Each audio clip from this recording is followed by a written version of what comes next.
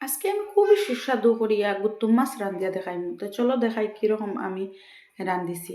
Hello everyone, আসসালামু আলাইকুম। আমি ঋতু। আপনারা সবাইরে আমার আরেকটা নতুন ভিডিওত স্বাগতম জানাই। তো প্রথমে গীতা কর্ম কড়াই একটা বইলিম।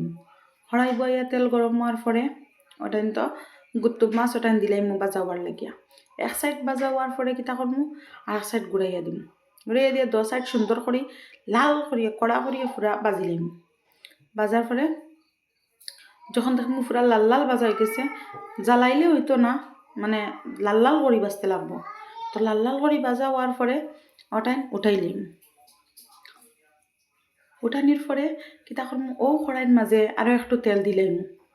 রান্নার তেল দিলেও হইব, সরিষার তেল থাকলে তো আরও ভালো। তো আমি দিলাইছি এটা রান্নার তেল। ওটা দিয়া দিলাইছি একটু আদা কুচি। আদা কুচি ওটা বাজা হওয়ার পরে দিলাইছি রসুন কুচি। রসুন কুচি ওটা আরও একটু বাজা হওয়ার পরে লাস্টে দিমু পেঁয়াজ বাটা। ওটা মানে আদা কুটিয়া কাইল দি কুটিয়া আদা ছেঁচিয়া দিছি পেঁয়াজ ওটা। তো মশলা ওটা লাল লাল করে বাজি লইম। মশলা ওটা লাল লাল করে বাজা হওয়ার পরে ওটাই তো সামান্য পরিমাণে জল একটু দিলাম, যাতে পেঁয়াজ রসুন ওঠান একটু সিদ্ধ হয়ে যায়। তো কিতা করবো, ওদিকে ওটাই সিদ্ধ হইতে থাক, বাদ বাকি মশলা ওটাই দিলাই।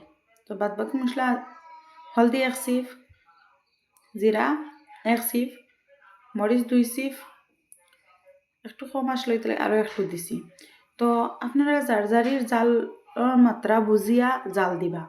আমি একটু বাইক মাছটা ঝাল ঝাল করে রান্না করতে বালা পাই, আর জাল জাল খাইতেও বালা লাগে। তো আপনারা আপনার জালর সঙ্গে বুঝিয়া জাল দিবা। তো মশলাটা বালা করে কষাই লিম, সুন্দর করে চামচটা দিয়ে নাড়িয়া ছাড়িয়া সুন্দর করিয়া কষানির পরে যখন দেখবো আমার মশলা এরকম তেল ছাড়ি দিছে, তখন বাজিয়া রাখা মাছর ঠান দিলাম।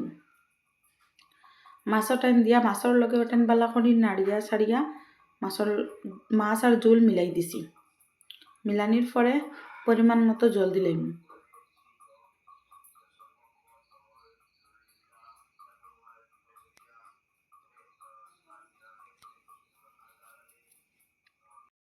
পরিমাণ মতো জল দিয়া ওটা সুন্দর করে নাড়িয়া ছাড়িয়া, আমার লাগে একটু জল কম হয়েছে, তার লাগে আরও একটু জল দিলাইছি। জল দিয়া ওটা নাড়িয়া ছাড়িয়া মানে একটু বলকুটিয়া যখন উতরানি আই যাইব, তখন কিতাখন একটু গরম মশলা দিলাম। গরম মশলা দিয়া একদম মাছের গায়ে গায়ে জুলুয়ার পরে আমি মাছটা লামাই দিব। আমার মাছটা রান্না হয়ে গেছে।